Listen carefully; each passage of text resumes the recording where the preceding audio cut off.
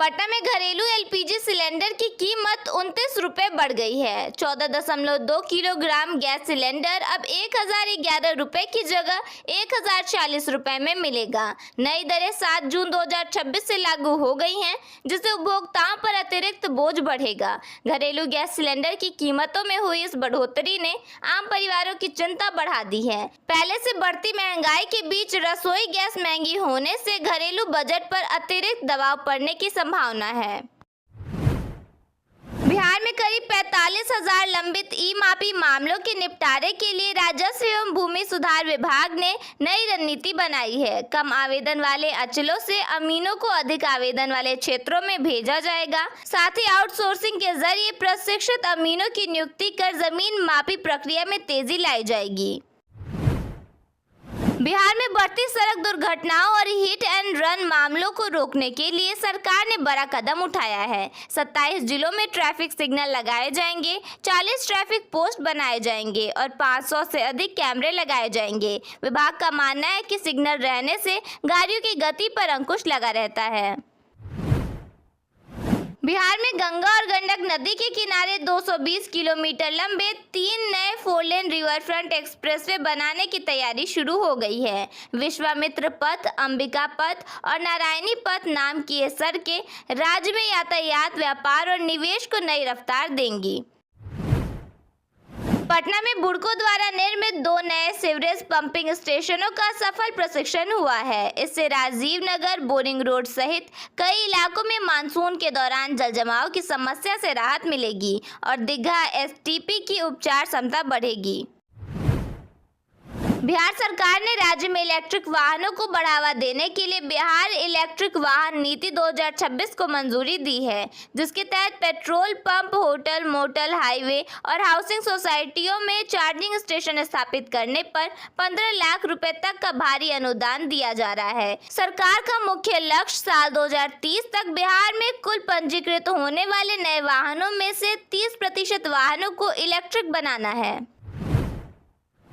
ESI कार्डधारक मजदूरों और नौकरी पेशा लोगों के बच्चों के लिए देश भर के सरकारी ईएसआई अस्पतालों में एमबीबीएस करने का सुनहरा मौका आया है, जहां बहुत ही कम फीस में पढ़ाई कराई जाएगी।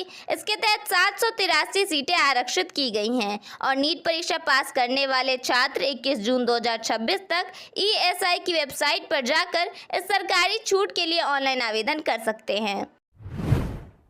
बिहार का शिवहर जिला, जो कभी बाढ़ के दिनों में बुनियादी सड़कों के अभाव में टापू बन जाता था, अब बड़े इंफ्रास्ट्रक्चर प्रोजेक्ट के जरिए कनेक्टिविटी और विकास के नए युग में प्रवेश कर रहा है। जिले की तस्वीर बदलने के लिए 2 greenfield expressway, Sheohar Sitamarhi rail line और राम जानकी पथ जैसी महापरियोजनाओं पर तेजी से काम चल रहा है। इन परियोजनाओं से न केवल स्थानीय अर्थव्यवस्था मजबूत होगी, बल्कि व्यापार, कृषि और धार्मिक पर्यटन को भी बढ़ावा मिलेगा।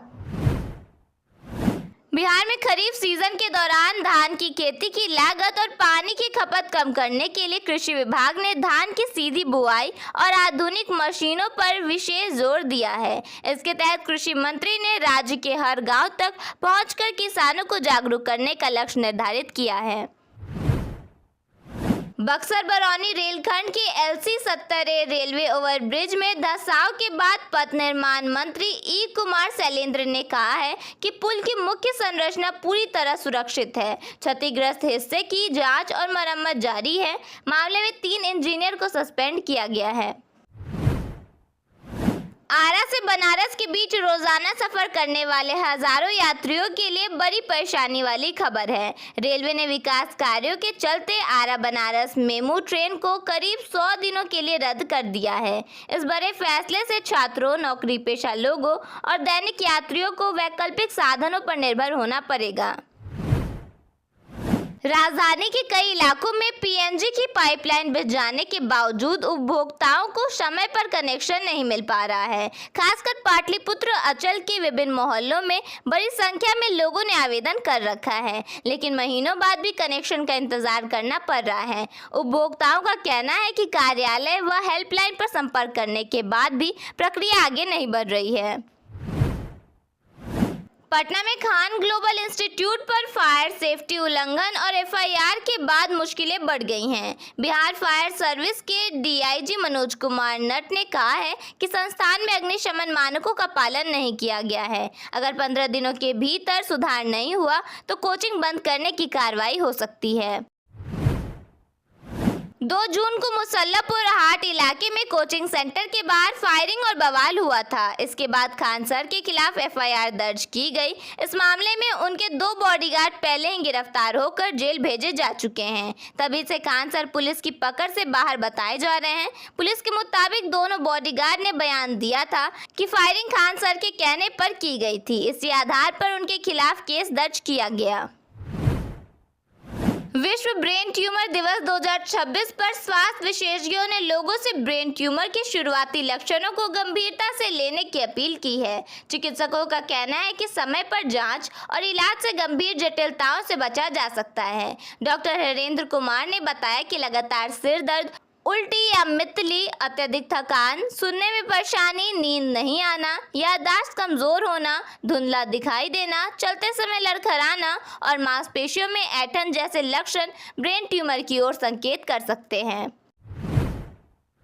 कॉकरोच जनता पार्टी के संस्थापक अभिजीत दीपके ने कहा है कि केंद्रीय शिक्षा मंत्री धर्मेंद्र प्रधान ने एक पूरी पीढ़ी के साथ अन्याय किया है। उन्होंने रविवार को एक बार फिर धर्मेंद्र प्रधान के इस्तीफे की मांग की है। अभिजीत दीपके ने एक्स पर लिखा, धर्मेंद्र प्रधान ने एक पूरी पीढ़ी के साथ अन्याय किया है। अगर अगले 7 दिनों के भीतर उन्हें पद से इस्तीफा नहीं दिलाया गया तो हमें जमीन पर अपना प्रदर्शन जारी रखने के लिए मजबूर होना पड़ेगा। वैभव सूर्यवंशी बोले, मैं वर्ल्ड क्रिकेट को डोमिनेट करूंगा। मुझे रेड बॉल खेलना पसंद है। कोहली का कंधे पर हाथ रखना सपने जैसा था। वैभव को जून जुलाई में आयरलैंड और इंग्लैंड के खिलाफ T20 सीरीज के 7 सितंबर में होने वाले एशिया गेम्स टीम के लिए चुना गया है। खान सर के चाचा बोले, उसे कुछ नहीं आता। डिग्री फर्जी, व्यवहार भी दबंगई वाला। बोली से ही अपनी आजीविका चला रहा है। अब कोचिंग इंस्टीट्यूट सील होने का खतरा। मेरा बेटा अभी और आगे बढ़ेगा। मैं बहुत खुश हूँ। पवन सिंह को MLC टिकट मिलने पर बोली माँ। ज्योति ने शेयर किया दिल वाला इमोजी। शादी के लिए महिला ने 2 बार धर्म बदला। पहले हिंदू से सीमा परवीन बनी, अब 19 साल छोटे हिंदू लड़के को पति बनाया। सीमा का कहना है, मैं अब जीवन भर महावीर ठाकुर के साथ रहूंगी। मुंगेर में घरेलू विवाद में युवक गंभीर रूप से घायल। पत्नी अपनी 4 महीने की बेटी और घर में रखे लाखों रुपए के जेवरात लेकर मायके गई। पुलिस जांच में जुटी है। बेगूसराय में 2 घरों की छत से पत्थरबाजी और फायरिंग की गई। एक पक्ष पर अवैध वसूली का आरोप, दूसरे ने कहा बेटी को बाइक से धक्का मारा। शेखपुरा में जानलेवा हमले के मामले में फरार चल रहे 4 आरोपियों के घरों पर पुलिस ने ढोल बाजे के साथ इस्तेहार चिपकाया। कार्रवाई सिविल कोर्ट के आदेश पर की गई। आज बिहार के 10 जिलों में बारिश को लेकर अलर्ट जारी किया गया है। मौसम विभाग के अनुसार अभी आने वाले कुछ दिनों तक कई जिलों में बारिश और कुछ जिलों में भीषण गर्मी का दौर जारी रहेगा। अधिकतम तापमान 40 से 44 डिग्री सेल्सियस के बीच बना रहेगा।